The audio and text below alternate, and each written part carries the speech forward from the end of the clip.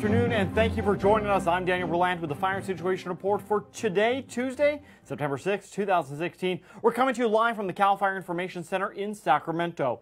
Now, while many of you hopefully were enjoying a three-day Labor Day weekend, firefighters across the state were laboring on a half a dozen large fires burning across California. In fact, I'm going to switch right over to our statewide fire map where you can see here are the remaining 8 large fires that over 5,000 firefighters are battling across California. Now, many of these are close to containment, but many of them now forcing evacuations. We'll again go through a live update here on many of those in just a moment. Now, last week, despite a little bit of cooler temperatures, we still were very busy with wildfires across California. In fact, there were 215 new fires that broke out over the week. Now, most of those were contained to a relatively small acreage. So far this year, though, there have been over 5,300 wildfires that have burned nearly 500,000 acres. Obviously, still some major fires burning. The SOBERANES fire, over 100,000 acres.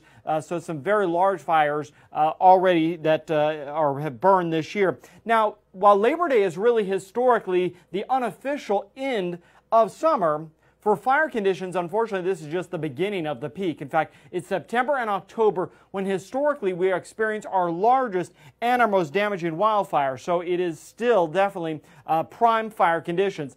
A new fire, though, that broke out yesterday, despite those somewhat cooler temperatures, was a fire near Lake Oroville. That's where we find the Saddle Fire. It's been burning just south of the community of Paradise. We'll show you here on the map where the Saddle Fire is. This in relation is Lake Oroville right here. You can see this is the community of Paradise. I'll zoom back out just a little bit. Here is the community of Paradise. So this is burning on both sides of the middle fork of the the west branch of the Feather River. Now 5 fires in total started all along Pence Road. Again, southeast of Paradise. To give you some relation, here is the city of Chico, the city of Oroville down below. Again, this is Oroville Lake.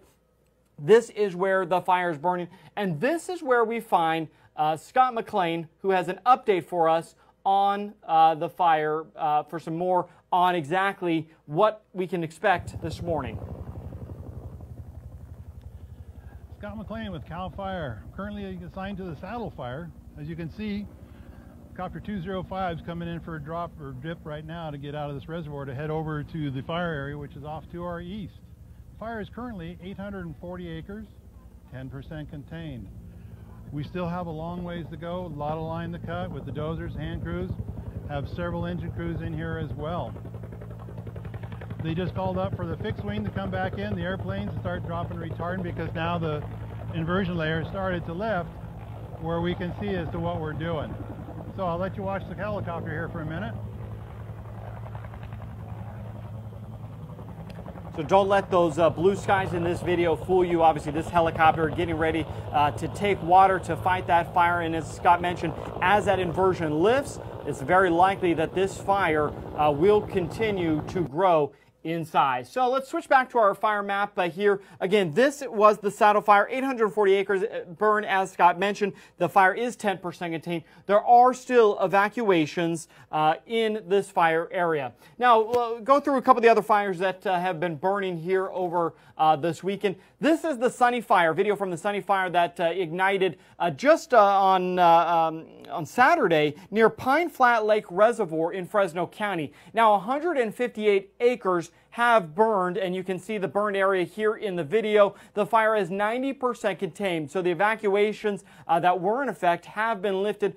Obviously, for those staying in the Pine Lake Reservoir, I should say the Pine Flat Lake Reservoir area, obviously, their camping trips were unfortunately spoiled by this fire, but definitely some good progress being made on the Sunny Fire. Go to some video of another fire that we've been talking about now for quite a while. This is the SOBERANES fire. It has been burning now for several weeks, in fact over a month, started on August 18th down in the Big Sur area. It actually started on July 22nd, I should say, down in the Big Sur area.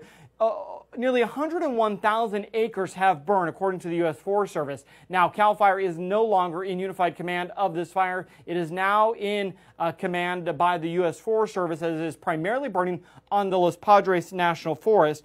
Now, the Forest Service did announce this morning that new evacuation orders along the Pacific Coast Highway, that's Highway 1, were going to be called. This is areas south of Anderson Canyon. So while this fire, in many aspects, some good progress has been made on it, there are still some evacuations, new evacuations that have been called. We'll zoom in here so you can kind of get an idea exactly where this fire and how big this fire has grown. Again, over 100,000 acres in total have burned. This has all been burning just south of Monterey, south of the Carmel Valley area, near Big Sur. You can see it has gone way past Big Sur. Again, primarily now burning on the Los Padres National Forest. 60% contained, though, according to the U.S. Forest Service. Another fire that CAL FIRE has been assisting with is the Gap Fire. This is burning in a rural part of Siskiyou County along Highway 96. The Gap Fire has now burned nearly 28,000 acres, and according to the U.S. Forest Service, it is 30% contained. To show you exactly on the map where this fire is, we'll zoom back out here and we'll go up north. Again, Siskiyou County up at the top of the state, that is where the Gap Fire has been burning. There are a number of evacuations, according to the U.S. Forest Service, that are in place. Just to give you some perspective, here is Wairika. Here is Hampy Camp. Here is Highway 96. This fire burning primarily just north of the fire. We'll zoom in here a little bit more. This is mainly on the Klamath National Forest, but you can see here are some of the smaller communities. Scott Bar, one of those, Said Valley. All of these threatened by this fire. Again, as of today, the Gap Fire is now 30% contained to nearly 28,000 acres. Another update on a fire that really forced many to evacuate and really gave many a scare down in Riverside County. This is the Bogart fire. It was burning last week near the Beaumont area, just north of Beaumont in the Cherry Valley area. Started near Bogart Regional Park. The fire in total burned just under 1,500 acres, and it is now 50% contained. You can just see how dry conditions are across the state, and this, again, video from Southern California, but a very fast-moving fire for sure. Another fire that crews have been able to contain, we'll switch back over to our statewide fire map, zoom out here, and go over to Humboldt County. That's where we find the Tully fire. It was burning last week. It started on August 22nd. Nearly 600 acres were burned. Now, on Sunday, this fire was 100% contained. Crews are still out there doing some mop-up work. Another fire that caused evacuations kind of in the Motherlode area, this is the Willow Fire, burning just east of San Andreas. The Willow Fire was able to burn not too many acres, but it too is fully contained. We'll show you some video now of another fire that today, good news here, it's 100% contained. This is the Chimney fire that's been burning near Lake Nacimiento in San Luis Obispo County. Now, for many days, it threatened Hearst Castle and hundreds of other homes in that area. Now, this fire was able to burn 46,344 acres before, again, today, this morning, crews have been able to fully contain this fire. There will still be crews out mopping up, making sure all those hot spots are put out. This was a very large fire. It is now, again, 100% contained. All evacuations on that fire have been lifted. So, again, right now, across the state, we'll zoom back out and you can see there are 8 fires in total burning, 5,000 firefighters battling these fires, but the weather conditions were very helpful over the weekend. In fact, mild temperatures during Labor Day definitely allowed crews the efforts they needed to be able to really get containment on several of these fires. But will those weather conditions last? Let's go over and switch over to our weather updates here from the National Weather Service. Let's look at our temperatures today. You can see it's not going to be too bad, relatively mild. 93 degrees in Fresno, 76 in Los Angeles, 79 in San Diego, 96 up in Redding. So yes, in some areas it's going to be warm, but you can see from this map it's primarily yellow and orange. So moderate temperatures for the beginning of September. But as we scroll through the end of the week, Jumping to Friday here, you can see conditions are much warmer. Look at that, triple-digit red areas, Fresno up to 99, 101 in Redding. So it is going to start to heat up. Not too bad, but we are going to see some temperatures increasing across much of the state. In fact, the Central Valley, we're going to see the 90s along with the desert. High temperatures in those areas. Along the coast, San Diego, Los Angeles, we're going to be closer to normal in the late, should say in the high 70s. Now, humidity will be a concern. We will see some dry humidity, some low humidity areas throughout the state. But this is what we really are paying attention to, the wind. Not a lot of wind this week. That's going to be a nice thing. There will be some wind along the coast. The northeastern portions of California, that will be an area we're going to be watching very closely, especially as those winds start to pick up over the Sierra.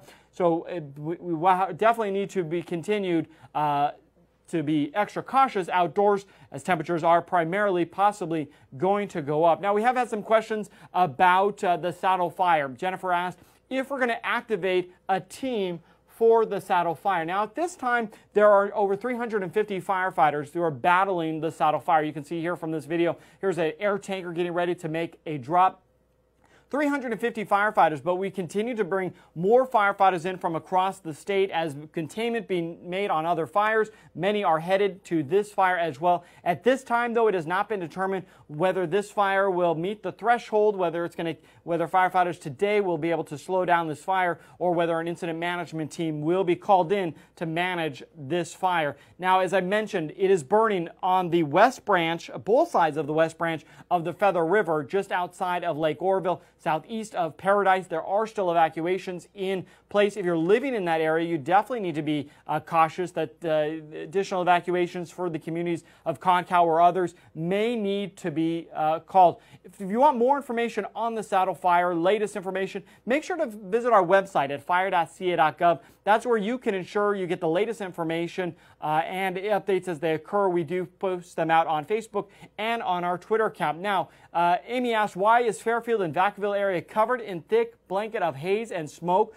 Well, as the winds overnight really calmed down, a lot of the fires, especially up in Big Sur, even if you live in the North State area, those fires, they kind of start to, an inversion holds that smoke down, and that smoke then travels, and that's when people start to see wake up to the morning with smoke. So if you do have that problem, if you have asthma, other things, make sure to close the windows at night, because that could be a recurring issue overnight. But fire crews obviously doing our best to contain those fires, but you will see smoke and haze in many areas.